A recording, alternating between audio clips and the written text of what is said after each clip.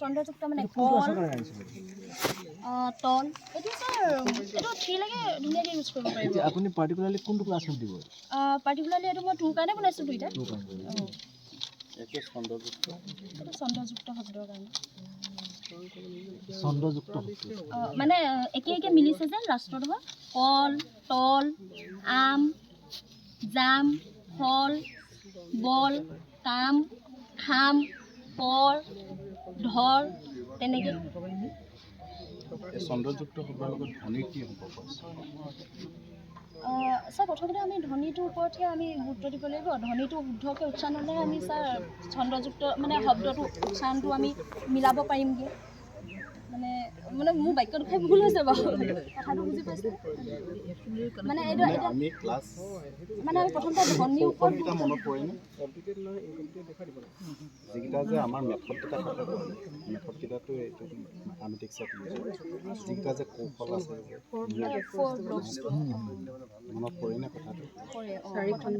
চন্দ্ৰযুক্ত শব্দৰ কথা আছেনে আছে কোনটোত আছে ছেকেণ্ডটোত নে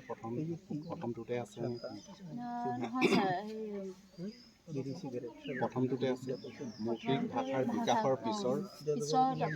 প্ৰথমতো আছে স্যাৰ ধ্বনি সজাগতা তাত আছে হয় নহয়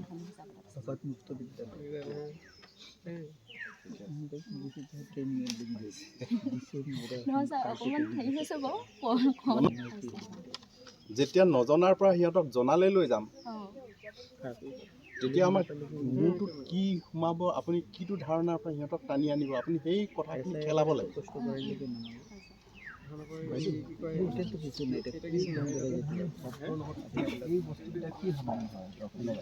ছাৰ আমি মানে ভাবিছোঁ মানে তেওঁলোকক এটা প্ৰাকৃতিক পৰিৱেশৰ ধাৰণাও মানে আমি দিবলৈ চেষ্টা কৰিছোঁ এয়া পানী এইবোৰ শিল এয়া গছ তাৰপিছত এয়া হেৰি ঘাঁহ তাৰপিছত লগতে তেওঁলোকে হাঁহৰ ধাৰণা পাব হাঁহ যে বিভিন্ন ৰঙৰ থাকে হাঁহ পানীত থাকে মানে তেওঁলোকেতো তিনিশাৰী এনেকৈ সৰু সৰুকৈ বাক্য এতিয়া দ্বিতীয় শ্ৰেণীৰ ল'ৰা ছোৱালীয়ে সৰু সৰু বাক্য ক'বলৈ মানে পঢ়িবলৈ লিখিবলৈ এতিয়া শিকিছে যে তেনেকৈ তেওঁলোকক আমি হাঁহৰ ধাৰণা দিব পাৰোঁ